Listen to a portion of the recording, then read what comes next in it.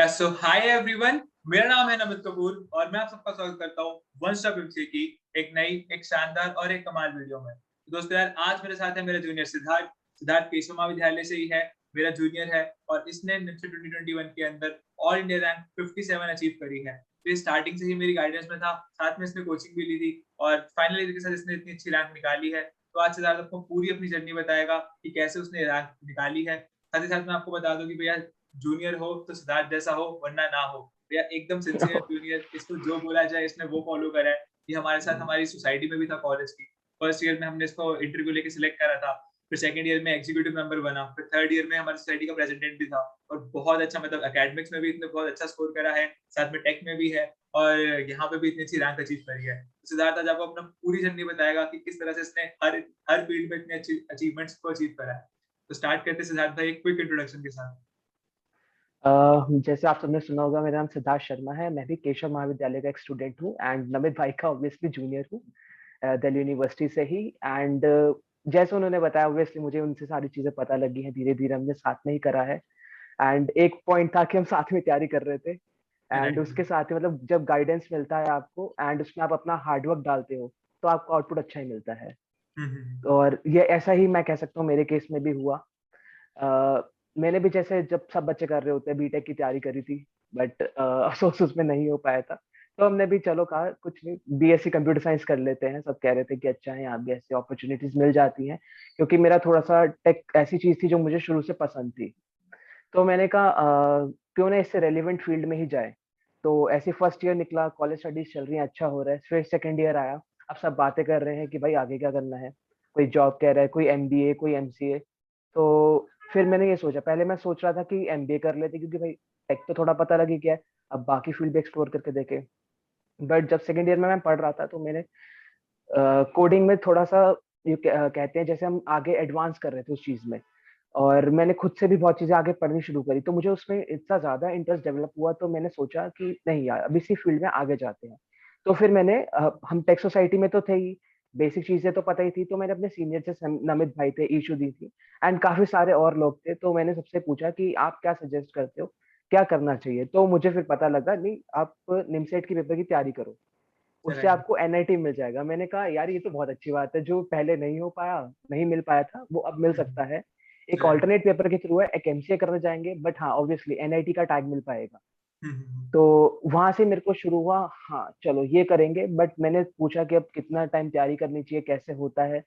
तो मतलब सब यही कह रहे थे कि अराउंड 1 ईयर करते हैं, कुछ 6 मंथ्स भी करते हैं, कुछ ज्यादा भी करते हैं। तो वो आपके ऊपर डिपेंड करता है कि आपको पता होगा कि आपका कैलिबर कितना है, आप कितना टाइम दे सकते हो, डिवोट कर सकते हो उस चीज को। तो ऐसे करके हाँ मैंने फिर सोचा कि मैंने चलो मैं थर्ड ईयर में ज्वाइन कर लूंगा। तो थोड़ा टाइम था, तो नमित भाई ने बताया कि प्रीवियस ईयर की और जैसे बुक्स होती हैं एंड एक्स्ट्रा क्वेश्चंस की बुक होती है, अरिहंत की एक बुक आती है कंपाइल्ड बुक, लाइक उसमें क्वेश्चंस होते हैं सारे चैप्टर, क्योंकि सब कुछ वहाँ पे निमसेट में मैथ्स का खेल है सारा। जितना अच्छा मैथ्स में स्कोर करोगे आप उतनी अच्छी रैंक ला पाओगे। तो मैंने कहा अब ये चीज जो है पहले भी पढ़ रखी है, तो क्यों ना इसको रिवीजन शुरू करें, इस चीज को जो पहले पढ़ रखा है उसको रिवाइज करें, कितना आता है, कितना भूल गए हैं। तो वही सेकंड ईयर से स्टार्ट कर दिया था मैंने। मैं खुद से चैप्टर्स भी करता था, आगे आगे थ्योरीज पढ़ ली, फिर उसके क्वेश्चंस भी करने हैं आगे। एंड ठीक चल रहा था। फिर लॉकडाउन हो गया एंड सबको पता है कोविड की कैसे सिचुएशन आ गई, सब डिप्रेस हो रहे हैं, क्या होगा क्या नहीं होगा। एंड मैंने सोचा यार ये बहुत अच्छा टाइम है, क्योंकि मुझे कॉलेज भी नहीं जाना एंड मेरे पास बहुत टाइम बच जाएगा, कि क्योंकि ट्रैवलिंग में भी 3-4 आवर्स मेरे को लग जाते थे। मैंने कहा अब ये टाइम बचेगा, इसको प्रोडक्टिव काम में लगाना चाहिए, क्योंकि अभी तो हम कुछ प्रोडक्टिव कर नहीं रहे हैं, अभी तो मैं बस अपनी खुद से प्रिपरेशन कर रहा था। तो फिर मैंने जैसे मैं फ्लटर में मतलब मेरे को ऐप डेवलपमेंट का काफी लाइक पसंद थी मेरे को। मैं एंड्रॉइड कर चुका था पहले, तो मैंने उसके बाद क्रॉस प्लेटफॉर्म सीख रहा था, फ्लटर। तो मैंने उसके लिए मैंने एक इंटर्नशिप के लिए जगह अप्लाई किया और मेरे को इंटर्नशिप भी मिल गई थी as a Flutter developer, full stack Flutter developer, front end plus back end. And फिर मैंने उसमें भी काम करना शुरू किया, क्योंकि एक वो चीज ऐसी थी, मैंने कहा जब एंड मोटिव तो हमारा यही है, क्योंकि पढ़ के भी बाद में यही सब करना है, क्यों ना अभी से सीख के चलेंगे तो बाद में हमें फायदा मिलेगा। क्योंकि हम लोगों को ऑब्वियसली क्राउड से स्टैंड आउट करना है, तभी हम मतलब एक अलग पहचान बनानी पड़ेगी अपने आप की, तभी कुछ हो सकता है कि जिससे आगे निकलना है बाकी सबसे। तो वो चीज भी कर रहे हैं, पढ़ाई भी कर रहे हैं। एंड मैं टाइम टू टाइम नमित भाई से पूछता रहता था कि आप बताओ कि हाँ अब मैंने इतना कर लिया, अब इसके आगे क्या करें, अब इसके आगे क्या करें। फिर एक टाइम आया, मैंने कहा चलो अब मेरा तो सेकंड ईयर हो गया, आप नमित भाई का भी पेपर हुआ नहीं था क्योंकि जस्ट कोविड के चक्कर में सब कुछ पोस्टपोन हो रहा था। तो राइट। मैंने पूछा कि आप मुझे कोई कोचिंग सजेस्ट करो कि कैसे, कौन सी ठीक रहेगी कोचिंग। तो उन्होंने ये बताया कि ऑफलाइन तो कुछ ऐसा कुछ फायदा नहीं है, अभी पता नहीं कब खुले क्या हो। वो उन्होंने भी स्टार्ट करी थी इम्पीटस से, तो उन्होंने मुझे उसे को रिकमेंड करा कि आप वहाँ पढ़ो, क्योंकि वहाँ पे एक तो क्वालिटी कंटेंट है, टीचर अच्छे हैं, सबसे अच्छी बात है टेस्टिंग काफी है वहाँ पे। एंड वो चीज मतलब लिटरली बहुत, मैं कहूँगा बहुत अच्छी थी, एंड उसने बहुत हेल्प करी है मुझे उस चीज में। राइट। हाँ, फिर वो हुआ कि थर्ड ईयर चल रहा है कि साथ साथ में मॉर्निंग में क्लासेस ले रहे हैं, कॉलेज की ऑनलाइन क्लासेस होती थी, तो चलो उतना प्रेशर कम होता था। पूरे राइट। दिन क्लासेस ले रहे हैं, फिर रात को कोचिंग की क्लास बैठ के देख रहे हैं, फिर बाद में टेस्ट दे रहे हैं, फिर क्वेश्चन कर रहे हैं, मतलब अपने आप को बिजी रखने की कोशिश करो। तो राइट। राइट। ऐसा क्या होता, जब हम अपने आप को बिजी रखते हैं तो हम अलग थॉट्स को नहीं लाने देते अपने दिमाग के अंदर कि होगा या नहीं होगा। जब आप एक चीज कर रहे हो तो आपको ये सोच के करना है कि अगर मैं कर रहा हूँ तो ये होगा। अपने आप पे कॉन्फिडेंस रखना जरूरी था।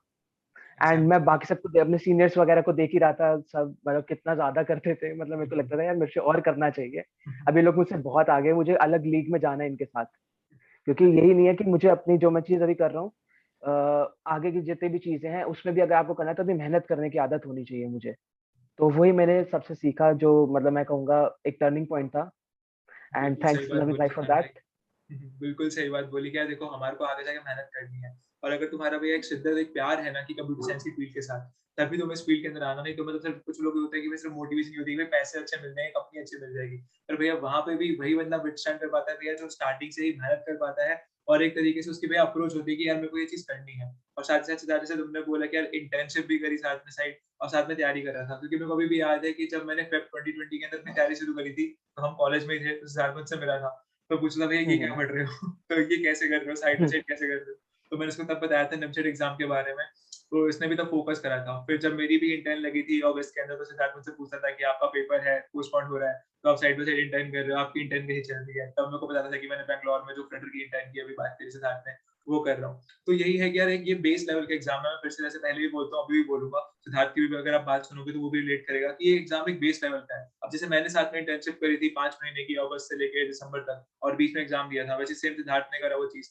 तो यार अगर आप इस एग्जाम की टेक्निकलिटीज पे जाते हो, अगर आप इसका बेस पकड़ लेते हो, तो ये आपके लिए एग्जाम बिल्कुल मुश्किल नहीं है। और दूसरी चीज ये है कि भाई अपने आप को जितना आप इन्वॉल्व रखते हो, जितना आप डेडिकेशन दिखाते हो इस एग्जाम के लिए, उतने ज्यादा आप इसके अंदर ग्रो करते हो। तो सिद्धार्थ भाई ये तो हमारी सारी बातें हो गई इस बारे में। इसके बाद एक मेन चीज है, तुम्हारा 2021 का एग्जाम कैसा था, कि तुम्हारा क्या एक्सपीरियंस था, तुम कैसे एग्जाम पे पहुंचे, मतलब टेस्ट के होता है बच्चे नर्वस हो जाते हैं, तो तुमने क्वेश्चंस को हम्म। देखा तो क्या अप्रोच थी तुम्हारी उसके लिए, कि कैसे बन रहे थे नहीं बन रहे थे, और कितने तुम्हारा टोटल स्कोर था, राइट और रॉन्ग थे। हाँ, जैसे सबके लाइक एक सब एक मेंटालिटी लेके जाते हैं कि पेपर कैसा आएगा। अब हम्म। सबने 2020 का पेपर देखा था, हम्म। इतना आसान पेपर आज तक किसी ने देखा ही नहीं था एक्चुअली में। तो राइट। हमारी मेंटालिटी थी लाइक हाँ कुछ ऐसे मिलता जुलता आना चाहिए, और मतलब बहुत आसान पेपर होगा। अब हमारा मॉक्स वगैरह भी हो रहे थे कोचिंग में, तो वी वर स्कोरिंग अराउंड 800। तो मुझे लगा था यार अब इतना स्कोर कर रहे हैं तो ऑब्वियसली वहां जाके अगर 650 प्लस करके फिर तो काम हो जाएगा हमारा। राइट। बट वही था कि पेपर वाला दिन आया, तो मैं पेपर देने पहुंचा, तो मैं देख रहा हूँ कि बच्चे बहुत से काफी नोन फेसेस मुझे वहां दिख रहे थे सेंटर पे, एग्जाम सेंटर पे। एंड काफी बच्चे थे कि लाइक हम तो बिना प्रिपेयर करे भी आए हैं। तो मैंने कहा यार हम कैसे हैं कि मतलब पूरे साल प्रिपेयर करके बैठे हैं, तो बच्चे फिर भी इतने कॉन्फिडेंस से आ रहे हैं। मैंने कहा यार इनमें कॉन्फिडेंस है तो मेरे में भी होना चाहिए कॉन्फिडेंस। राइट। तो हम पेपर देने गए, फिर पेपर स्टार्ट हुआ। तो इनिशियली क्या हुआ, लाइक पहले 10 minute, starting 10 minutes was the game changing time. मैंने पेपर को क्या करा, मैंने स्कैन करा paper, like question this one, हाँ ये आता है, इसका आंसर मुझे याद है, इसका लगाया, नेक्स्ट पे आओ, नेक्स्ट पे आओ। ऐसे करके पहले 10 मिनट में 17 क्वेश्चन कर चुका था, बहुत सही। क्योंकि वो मुझे वो आता था कि हाँ ये हो गए। बिल्कुल सही अब वो बात। 17 के अलावा प्रॉब्लम ये थी कि उसके अलावा मुझे क्वेश्चन समझ नहीं आ रहे थे। मैंने कहा ये क्या हो रहा है। पेपर में तो मेरे को बहुत ज्यादा समझ आ जाते थे, लाइक इतनी जल्दी ज्यादा क्वेश्चन सब पता होते थे कि हाँ नहीं इसको टाइम देंगे क्वेश्चन सॉल्व हो जाएगा। But right. पेपर में ऐसा कुछ लग नहीं रहा था, थोड़ा प्रेशर भी होता है क्योंकि यार डू और डाई सिचुएशन लगती है अपने आप के लिए वो। बट ऐसी होती नहीं है, मतलब वही होता है कि अगर आप वहाँ पे प्रेशर ले गए तो आप अपना पेपर खुद खराब करते हो। एंड अगर आप उसको कूल माइंड से हैंडल कर गए तो जब पेपर नहीं भी बन रहा होता तब भी आप क्वेश्चंस करते हो एंड वो ठीक होते हैं। बिल्कुल तो सही फिर बात है। मैंने भी पेपर के लिए वैसे एटीट्यूड ही और रखा। अप्रोच। बिल्कुल हाँ, सही बात है। Attitude matters a lot. सही। एंड वैसे हुआ, फिर मैंने कहा चलो मैथ्स को छोड़ो, मैं फिर स्विच करा। हम्म, लाइक विद इन 17 मिनट्स मैं स्विच कर गया था कंप्यूटर पे। मैं कंप्यूटर पे आया, मैंने क्वेश्चन देखे, मैंने कहा ऐसे क्वेश्चंस तो नहीं आते थे पेपर में, एंड ये थोड़ा अलग है, इस बार पैटर्न से हट के आए हैं। चलो हम्म, कोई नहीं, मैंने कहा ये तो अपनी चीज है यार, पढ़ी हुई है। तो मैंने फिर से ध्यान से क्वेश्चंस देखे, एंड 10 में से 7 क्वेश्चंस मैं अटेम्प्ट कर लिए थे मैंने उस टाइम पे। ओके। अब बल्कि 2 क्वेश्चंस ऐसे थे जिसमें मुझे डाउट था, नहीं तो मैं 9 अटेम्प्ट करता। मैंने कहा बट मैटर ये नहीं करता मैं कितने अटेम्प्ट कर रहा हूँ, मैटर ये है कि मैं कितने ठीक अटेम्प्ट कर रहा हूँ। तो मैंने राइट 2 राइट, क्वेश्चन अटेम्प्ट बिल्कुल नहीं सही करे बात है। थे। बिल्कुल सही तो बात है। वो भी, हाँ, तो वो 7 में से मेरे 6 ठीक थे, एक गलत हुआ। हम्म, एंड मैंने घर आके देखा था जैसे सबके आंसर की सब बताए थे इसके, तो वो 2 आंसर ठीक थे। अगर बाई चांस लगा दिया होता तो वो थोड़ा रिग्रेट रहता है दिन। बट कोई नहीं, चलो वो हमारा टाइम नहीं था शायद। तो फिर ऐसे मैं आ गया आगे इंग्लिश के ऊपर। एंड मैंने देखा इंग्लिश में पैसेज पैसेज दिखी जाए हमें बार बार आगे, क्योंकि क्वेश्चंस में क्या होता है, पहले पैसेज के हिसाब से क्वेश्चन साथ में आते थे। बट इसमें क्या हुआ था कि एक पैसेज उसका क्वेश्चन, वो आगे पैसेज फिर से रिपीट है, उसके नीचे एक और अलग क्वेश्चन, ऐसे करके बहुत ज्यादा पैसेज थे। जो मैं उसको स्कैन कर रहा था, मतलब एक एक करके जल्दी स्किप कर रहा था क्वेश्चन को, तो मैं दिमाग में आ रहा था कि इतने ज्यादा पैसेज क्यों आ गए, मतलब ऐसा तो नहीं होता राइट है। Right right. एंड फिर मैंने इंग्लिश अटेम्प्ट ही नहीं करी, मैंने कहा चलो इसको बाद में देखा जाएगा। बट इतना सब कुछ देख के ये पता लग गया था रीजनिंग आसान होगी, क्योंकि अगर मैथ्स में नहीं बन रहे तो ऑब्वियसली रीजनिंग में बनेंगे। फिर मैं रीजनिंग पे आया वापस से। तो जब मैं रीजनिंग पे आया तो वन को मैंने रीजनिंग करी, 35 क्वेश्चन अटेम्प्ट करे 40 में से। एंड पजल हमेशा हर साल जो बहुत ज्यादा होती थी, पूरे पेपर में एक ही पजल थी। वो बड़ा अलग सा लगा था कि हाँ ये, चलो अलग है, कोई नहीं। मैंने कहा अलग है, सबके लिए अलग राइट है, मेरे अकेले के लिए अलग नहीं है। तो मुझे पैनिक नहीं होना, मुझे कूल माइंड से करना है। राइट एंड 35 में से मेरे 2 गलत हुए थे रीजनिंग के अंदर, एंड बाकी ठीक थे। तो फिर मैं वापस से मैथ्स पे आया, मैंने कहा चलो अब इसमें से निकालना शुरू करते हैं। मैथ्स में से 10-12 क्वेश्चंस और आ गए मेरे पास कि हाँ ये क्वेश्चंस हो गए। तो फिर मैं वापस इंग्लिश पे आया। तो जब मैं इंग्लिश पे आया तो फिर मैंने तसल्ली से पढ़ना शुरू किया। पहले मैं पढ़ नहीं रहा था, पहले मैं उसे बस स्किप कर रहा था, जो मेरी गलती थी। तो मैं शायद एक बार अगर मैंने पढ़ लिया होता तो शायद मैं उस टाइम पे उसे इतना अपने माइंड पे हैवी ना होने देता कि हाँ ये क्वेश्चंस देखा लग रहे हैं बट ये सेम पैसेज के क्वेश्चंस है, हो जाएंगे। तो जब राइट। मैंने करा वो क्वेश्चंस आसान थे, तो 20 में से 17 क्वेश्चंस अटेम्प्ट हो गए इंग्लिश के भी, जो मतलब मेरे हिसाब से चलो यार बहुत हो गया। मेरे को था कि हाँ इतने बहुत है। अब अगर 2-3 गलत होते कोई इशू नहीं है उसके अंदर, अब हो गया इतना तो मैं फिर उसके बाद मैं वापस से मैथ्स पे गया। अब मैंने कहा अब टाइम तो जितना है अब सब मैथ्स पे देना है, कितना टाइम बचा होता क्योंकि उस टाइम मैथ्स के लिए? अराउंड 15 मिनट्स बचे थे मेरे पास। एंड मेरे लाइक 29 या 30 क्वेश्चंस हो चुके थे। ओके। एंड मैंने कहा अब जो बनेगा बस वही मार्क करना है, ये नहीं करना कि मुझे इसमें लग रहा है ऐसा है, इसको लगा देते हैं, मतलब गेस वर्क राइट बिल्कुल राइट। नहीं करना। क्योंकि एक क्वेश्चन जो गलत होगा मुझे 15 नंबर्स पीछे करेगा। राइट तो इस चीज को मेरे माइंड में रखा हुआ था। नमित भाई हमेशा बोलते थे कि भाई जितना करो कम कर लो बट ठीक करके आना पेपर में। राइट। तो उस चीज का था ही दिमाग में। एंड सर भी, शरद सर इम्पीटियस वाले हमारे, एंड वो भी कहते थे कि बेटा जितनी बार मैथ्स में वापस आओगे पेपर पुराना होता जाएगा तुम्हारे लिए। एंड एक बार पेपर पुराना हो गया तुम्हें लगेगा कि हाँ अब ये बन रहा है। तो फिर राइट। हाँ, फिर टाइम एंड तक मैंने मैथ्स के अंदर 38 अटेम्प्ट कर लिए थे। And perfect. 38 में से मेरे 3 क्वेश्चन गलत हुए, एंड जो क्वेश्चन कैंसिल हुए बाई चांस वो मेरे क्वेश्चन ठीक थे। तो इसलिए थोड़ा नंबर्स का ऊपर नीचे हो गया, बाकी नहीं तो सही गया था। मतलब जो 3 क्वेश्चन गलत हुए थे उसमें से भी एक कैंसिल हुआ था, एंड 2 क्वेश्चन भी मेरा पता नहीं, कैलकुलेशन मिस्टेक कह सकते हो आप। मतलब जो एक लौती पेपर में मिस्टेक होती है, मतलब आपको ये नहीं होगा पेपर में, या तो आपको क्वेश्चन आता है या तो आपको क्वेश्चन नहीं आता। Right right. अगर आता है ना तो अगर गलत होने के चांस तभी हैं जब आप उसमें कैलकुलेशन मिस्टेक कर दोगे, या कुछ लिख कुछ रहे हो मार्क कुछ और कर रहे हो आप, ऐसा बिल्कुल भी सही हो बात जाता है। है। आप जब अंडर प्रेशर होते हो तो मतलब this is a normal thing, and वही चीज है जो हमें सीखनी है।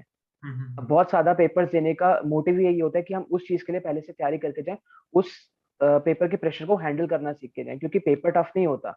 एग्जैक्टली। ये डिपेंड करता है कि हमारे पास वहां पे टाइम कम है, एंड क्वेश्चंस मतलब 120 मिनट्स एंड 120 क्वेश्चंस हैं। तो पर क्वेश्चन टाइम हमारे पास कम है, बस यही है। और यही चीज अपने माइंड पे कभी भारी नहीं हाँ होने देनी है। बिल्कुल सही बात बोली भाई सिद्धार्थ। मतलब जो हमारी एक राइट गाइडेंस थी, जो हम लोगों को स्टार्टिंग से मतलब जो चीजें बता रहे थे कि भैया हम्म। जो सारी चीजें तुमने अच्छे से बिल्कुल फॉलो करा है, वही मैंने बोला ना कि सबसे अगर बेस्ट जूनियर किसी को मिल सकता है कि जो आपकी चीज हम बोले और उसको फॉलो करें, तो सिद्धार्थ उसका परफेक्ट एग्जांपल होगा। कि जैसे हमने बताया था कि भाई पेपर को स्ट्रेसफुल कभी अपने ऊपर हावी होने नहीं देना।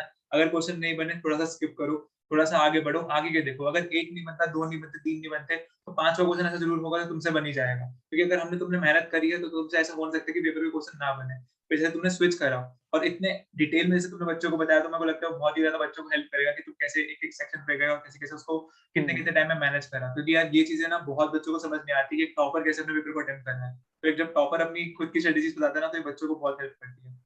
दैट इसके बाद नेक्स्ट चीज हमारी ये रहेगी रिवीजन और एनालिसिस के बारे में। क्योंकि यार जब हम लोग ऑनलाइन मोड में तैयारी करते हैं, एक बार घर पे होते हैं, जैसे कि तुम घर पे थे और साथ ही साथ फाइनल के साथ तैयारी कर रहे थे, मैं आप सबको एक और चीज बता दूं कि सिद्धार्थ की मतलब डीयू के अंदर भी सीजीपीए 9 पॉइंट से ऊपर है, तो उसके लिए भी सिद्धार्थ कांग्रेचुलेशंस की भाई इतनी अच्छी सीजीपीए साथ में मेंटेन। थैंक यू वेरी कि मच। बच्चों में एक मिथ रहती है कि भैया हम लोग सीजीपीए कैसे कॉलेज की मेंटेन करेंगे और कैसे मतलब एक रैंक निकालेंगे।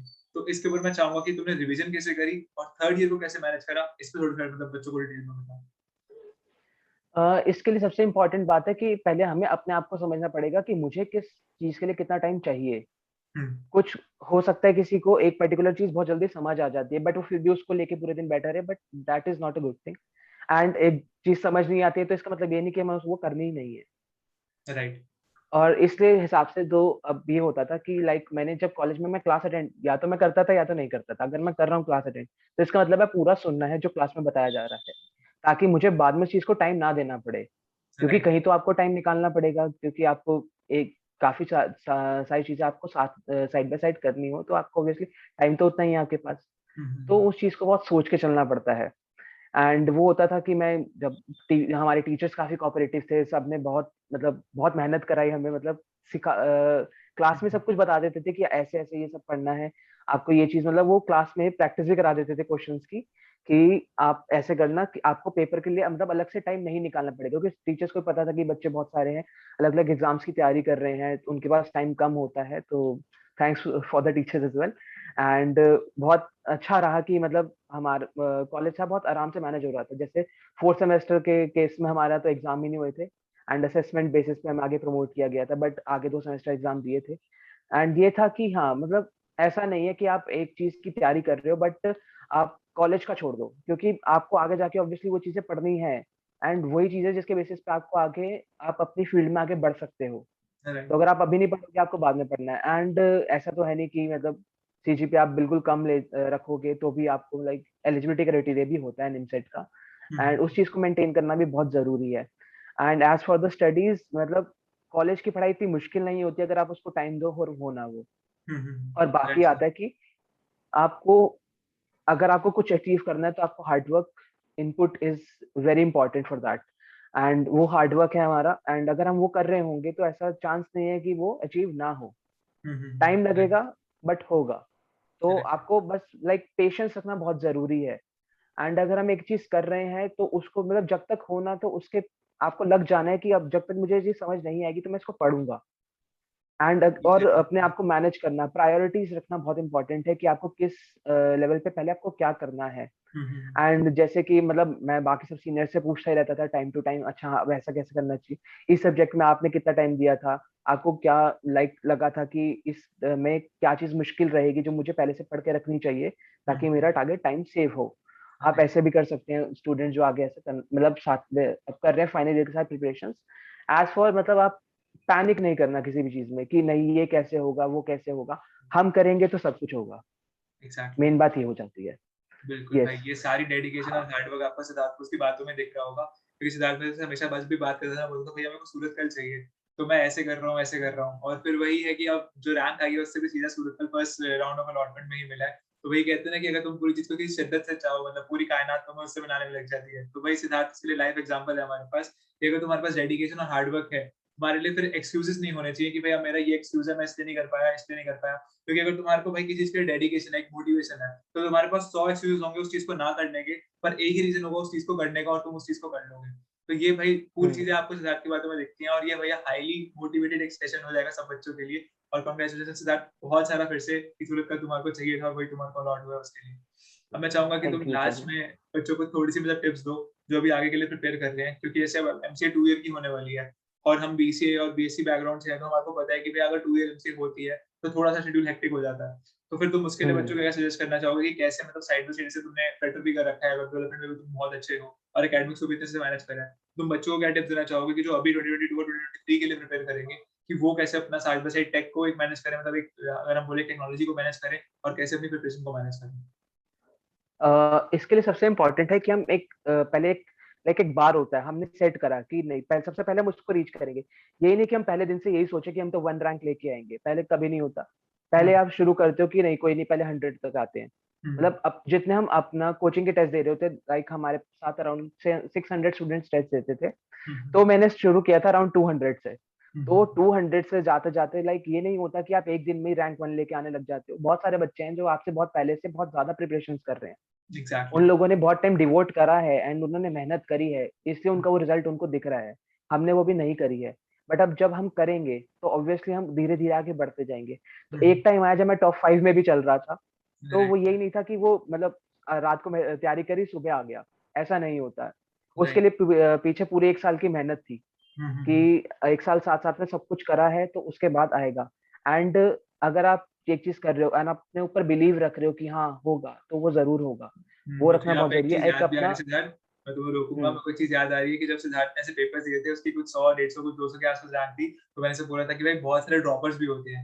वो ड्रॉपर्स वो बच्चे होंगे जो ऑलरेडी 1.5 साल 1 साल से उस चीज की तैयारी कर रहे हैं, और अब जब वो तुम्हारा पेपर देंगे तो तुम्हारी रैंक थोड़ी सी खराब होगी। मैं सिद्धार्थ को इसी के लिए पहले ही प्रिपेयर कर दिया था कि भाई अगर रैंक खराब हो तो उस पर डिमोटिवेट नहीं होना, क्योंकि बहुत बच्चे इंस्टीट्यूट ज्वाइन करते हैं, टेस्ट सीरीज लेते हैं, डिमोटिवेट हो जाते हैं कि भाई उनके कैसे 800 आ गए, उनके कैसे 900 आ गए, और वो भी हाफ टाइम में, मतलब कि आधे घंटे में, 1 घंटे में, ऐसे कैसे लेके आ पा रहे हैं। तो पेपर से फेमिलियराइज होते हैं, इसलिए उनके आते हैं। तो सिद्धार्थ को मैं इसके लिए बहुत ज्यादा गाइड करता था कि सिद्धार्थ इस पे डिमोटिवेट नहीं होना। और जैसे उसने बोला कि भाई एक दिन में ऐसा नहीं होता कि भाई तुम सीधा ही उठो और अगले दिन तुम पेपर दो, तुम सोचोगे मैं तो रैंक 1 निकाल दूंगा। तुम्हारे को धीरे धीरे मेहनत करनी पड़ती है। वही होता है कि एक जगह पे पहुंचना है तो धीरे धीरे चलना पड़ता है। अगर हम धीरे धीरे चलेंगे तो उस जगह तक पहुंच पाएंगे। ये नहीं होगा कि तुम टेलीपोर्ट हो जाओ, मतलब अभी तो ऐसी टेक्नोलॉजी नहीं है कि तुम एक जगह से दूसरी जगह टेलीपोर्ट हो जाओ, हो सकता है नियर फ्यूचर में आ जाए।